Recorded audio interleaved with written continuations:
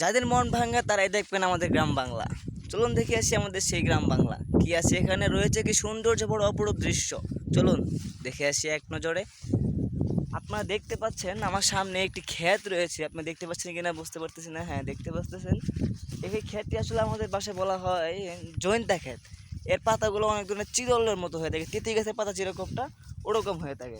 তো আপনারা যদি দেখায় তাহলে একটি পাতা ছিঁড়ে যদি আপনাকে দেখায়, পাতাগুলো হয়ে থাকে তেঁতুল গাছের পাতার মতো, অনেকটা খানিকে দেখতে পাচ্ছেন নষ্ট তেঁতুল গাছের পাতার মতো। এটা অনেকগুলো পাতা ধরে, ছোটো ছোটো পাতা, দেখতে অনেক সুন্দর, আসলে মনটা ছুঁয়ে যায় মনে হয়।